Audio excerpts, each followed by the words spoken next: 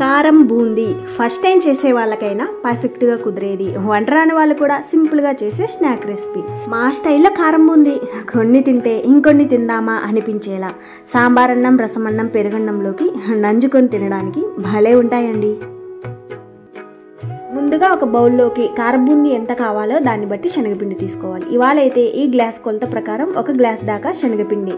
ఈ గ్లాస్ కొలత అనేది 250 గ్రామ్స్, 1/4 కేజీ శనగపిండి అయితే ఉంటుంది. ఇక్కడ తీసుకున్న శనగపిండికి సరిపడా ఒక 3 స్పూన్స్ దాకా ఆ బియ్యం పిండి.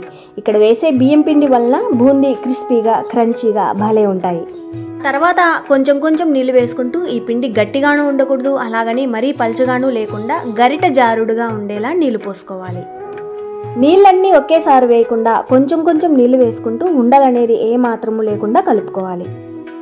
నాకైతే ఇందాక నేను శనగపిండి తీసుకున్నాను కదా, అదే గ్లాస్తో 1 గ్లాస్ శనగపిండికి 3/4 గ్లాస్ నీళ్ళు అయితే పట్టాయి.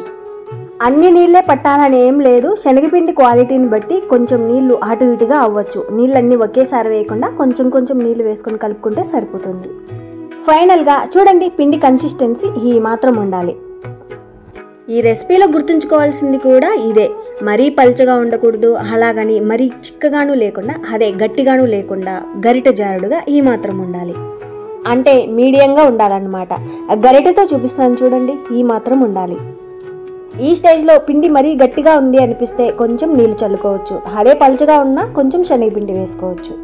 ఆ తర్వాత బూందీ వేసుకోవాలి. ఈ ఆయిల్ ఎంత హీట్లో ఉండాలంటే చూడండి, కొంచెం వేయగానే టింగుమని పైకి వచ్చింది అంటే ఆయిల్ బూందీ వేయడానికి పర్ఫెక్ట్గా వేడైనట్టు. ఇక్కడ ఆయిల్ బాగా వేడి మీద ఉంటేనే బూందీ వేసుకోవాలి, లేదంటే అడుగుకు వెళ్ళిపోయి బూందీ మొత్తం ముద్దలాగా అవుతుంది. చూడండి, వీడియోలో గమనిస్తే బూందీ మొత్తం అడుగుకు పోయి పైకి లేస్తుంది కదా, ఈ విధంగా కాగుండాలి నూనె అనేది.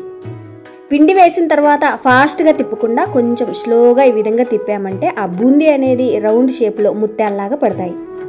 ఒక వాయికి అంటే ఒకసారికి 1 లేదా 2 గరిటెలు శనగపిండి వేసుకుంటే సరిపోతుంది. మరీ ఎక్కువ వేసామంటే ఒకదాని మీద ఒకటి పడి ముద్దలాగా అవుతుంది బూందీ. బూందీ వేసే ముందు నూనె బాగా సలసలా కాగుతూ ఉండాలి, హై ఫ్లేమ్లో ఉంచుకోవాలి. అప్పుడే ఆయిల్లో పడిన బూందీ అడుగుకి వెళ్ళి పైకి లేస్తుంది. ఈ విధంగా వేసిన తర్వాత హై ఫ్లేమ్లో ఉంచి ఈ బూందీ గరిటె ఉంది కదా, ఈ గరిటెను 2 వైపులా ఆ హోల్స్ క్లీన్ చేసుకోవాలి. ఈ గరిటే కాదు, బూందీ వేసే గరిటెన్నా అంతే, ఇలాగే క్లీన్ చేయాలి. బూందీ వేసే ప్రతిసారి కూడా అప్పుడే విచిత్రమైన షేపులు కాకుండా బూందీ రౌండ్ షేప్లో పడతాయి. చూడండి, బబుల్స్ ఏవైతే ఉన్నాయో ఆ బబుల్స్ అంతా తగ్గిపోతే ఈ బూందీ వేగినట్టు. వేసిన వెంటనే కదపకుండా కొద్దిసేపు తర్వాత అలా ఇలా కలుపుకుంటూ వీటిని ఎర్రగా కాకుండా క్రిస్పీగా అయ్యేంత వరకు, గోల్డెన్ కలర్ వచ్చేంత వరకు వేయించుకోవాలి. ఈ విధంగా కలుపుతున్నప్పుడు ఘల్ ఘల్ అనే సౌండ్ వచ్చింది అంటే ఇవి వేగినట్టు. ఈ బూందీని మాత్రం ఫస్ట్ నుండి లాస్ట్ వరకు హై ఫ్లేమ్లోనే వేయించుకోవాలి, అప్పుడే క్రిస్పీగా వేగుతాయి. మరి ఎర్రగా కాకుండా కొంచెం గోల్డ్ కలర్ రాగానే తీసేసుకోవచ్చు. చల్లారిన తర్వాత ఇవి కొంచెం డార్క్ కలర్లోకి మారిపోతాయి కాబట్టి, నాకైతే కొంచెం ఎల్లో కలర్లో ఉంటే ఇష్టం కాబట్టి ఈ మాత్రం ఉండంగానే తీసేసుకున్నాను. ఎలా వేయించుకున్నా ఈ బూందీ మెత్తగా లేకుండా క్రిస్పీగా వేయించుకుంటే సరిపోతుంది. బూందీ మొత్తం గరిటెకి రాదు కాబట్టి అడుగు నుండిపోయిన బూందీని ఈ విధంగా టీ ఫిల్టర్తో తీసేసుకోవచ్చు. ఈ విధంగా గిన్నెలో వేయగానే గల్మ్ అనే సౌండ్ వస్తుంది, అప్పుడే తెలిసిపోతుంది మనకు ఇవి క్రిస్పీగా వేగినట్టు. లేదంటే ఇవి మెత్తగా ఉంటాయని గమనించుకోవాలి. బూందీ వేసిన ప్రతిసారి ఒకే కలర్లో వేయించుకోవాలి, ఒకసారి ఎర్రగా ఒకసారి గోల్డెన్ కలర్లో కాకుండా. చేత్తో ఈ విధంగా నలిపి చూసామంటే క్రిస్పీగా అనిపించాలి. నేను ఇందాక చెప్పినట్లు ఆయిల్లో వేయించేటప్పుడే ఘల్ ఘల్ అనే సౌండ్ వస్తుందన్నాను కదా, ఆ సౌండ్ వచ్చింది అంటే ఈ విధంగా క్రిస్పీగా వేగినట్టే. బూందీ వేసిన అదే ఆయిల్లోకి కావలసినన్ని పల్లీలు వేసి మీడియం ఫ్లేమ్లో ఈ పల్లీలు సగం వేగేదాకా వేయించుకోవాలి. ఈ పల్లీలు సగం వేగాయి అనుకున్నాక కావలసినన్ని జీడిపప్పులు, ఇవి ఉంటే వేసుకోవచ్చు, లేదంటే స్కిప్ చేసేయచ్చు. జీడిపప్పు కూడా వేసి మీడియం ఫ్లేమ్లో 1 నిమిషం వేయించగా ఈ జీడిపప్పు పల్లీలు బాగా వేగాయి అనుకున్నాక ఇందాక రెడీ చేసుకున్నాం కదా, ఈ బూందీలో వేసుకోవాలి.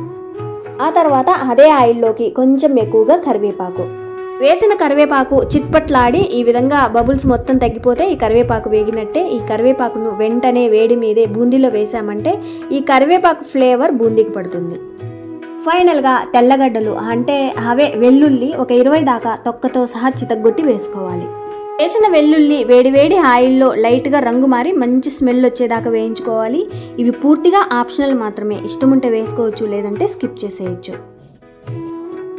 ఫైనల్గా వేయించిన జీలకర్ర పొడి ఒక 1/4 టీ స్పూన్, రుచికి సరిపడా సాల్ట్తో పాటు ఒక 1/2 టీ స్పూన్ దాకా ధనియా పొడి, రుచికి సరిపడా కారం. ఇప్పుడు నేను చూపించిన ఈ పద్ధతి మొత్తం బేకరీ స్టైల్. ఈ కార బూందీని 2 రకాలుగా చేసుకోవచ్చు. 1 ఈ పద్ధతి, 2 ఇందులో వేసిన పల్లీలు కానీ జీడిపప్పు ఇవేవి లేకున్నా, ఇక్కడ వేసిన ధనియా పొడి జీలకర్ర పొడి ఇవేవి లేకున్నా కూడా ఉప్పు కారం చల్లి కూడా ఈ బూందీ సింపుల్గా చేసుకోవచ్చు. వేడి మీద ఉన్నప్పుడు ఈ మసాలాలన్నీ వేసి కలిపామంటే ఆ బూందీకి ఉప్పు కారం కూడా పడతాయి. మసాలాలు మొత్తం ఈ విధంగా బాగా కలిపిన తర్వాత ఉప్పు కారం ఏమైనా తక్కువ ఉంటే ఈ స్టేజ్లో సరిచూసి వేసుకోవచ్చు. పూర్తిగా చల్లారిన ఈ బూందీని గాలి తగిలితే మెత్తబడిపోతాయి కాబట్టి ఏదైనా డబ్బాలో ఉంచి మూత పెట్టి స్టోర్ చేసుకోవచ్చు.